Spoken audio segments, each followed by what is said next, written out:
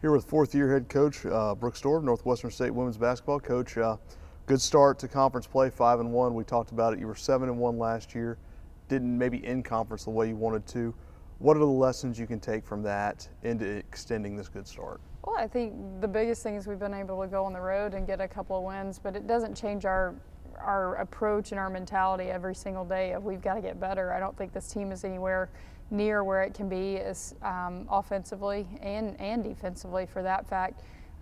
They're coming along and they're putting some things together, and we've had some really good individual performances. We've had a couple of games where everything has kind of come together offensively. We've been pretty efficient.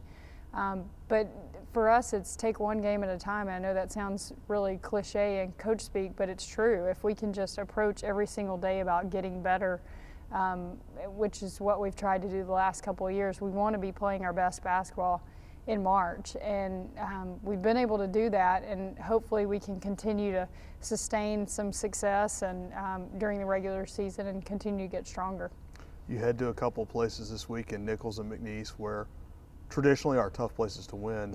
How do you carry over the success you've had the last couple of games on the road in places that you weren't familiar with at UIW, and at Lamar where you have had success? Well, I think the biggest thing for this group is we haven't gone down there and won. And both places, I think, Nicholls is a tough place to play. Doobie has those kids playing really well. They have people back now.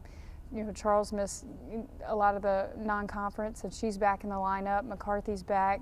They missed Jenny Nash, but they're playing well, and they're off to a good start in conference play. And our seniors would like to get a win in their careers at Nicholls, and we've been able to beat them at home and in the tournament. But for them to be able to go out and get a win on the road would be huge, and it's something we haven't been able to do at either place. And didn't play there their sophomore year, but because of scheduling. But we've got to be very, very focused and have a lot of energy and be very sharp from a scouting standpoint.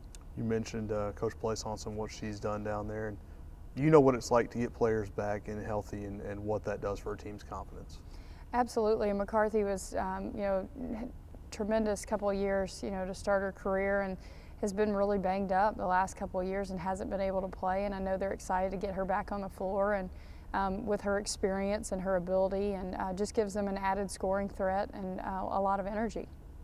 You look ahead toward McNeese now. It's always been a great rivalry, pretty much in all sports, between Northwestern State and McNeese, and certainly women's basketball. I think you probably had one of your first year a great win over them here to start conference play, but Allison Baggett's someone that seems like she's been there forever. Yeah, I think that when you look at both Baggett and Johnson, it's the same thing that people say about Keisha and Janelle. They've started basically for 3-4 years now, and you have a set of older perimeter players, and for us, it's it's comforting to know that we have those perimeter players that are experienced, that have been through championship seasons and runs, and they understand what that means. And it's the same thing for them. Johnson and Baggett have experienced a lot of winning, and there's a comfort level when you have that experience in the backcourt, especially.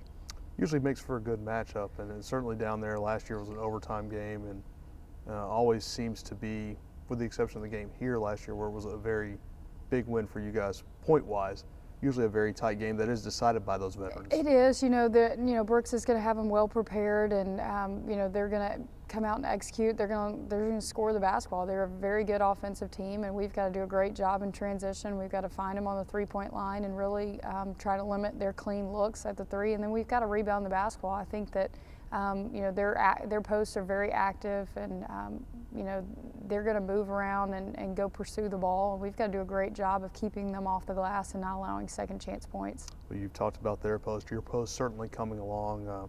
Saturday at Lamar, Tia Youngblood and Cheyenne Brown have combined 16 points, 14 rebounds. So not only that, your depth is showing. When people get in foul trouble, you're able to move pieces and not have to change your offense. Well, I think that's key for us, is to have that offensive balance. We have to have continued production. I thought it was probably their best game in terms of offensive efficiency. I think Cheyenne goes 3 for 3.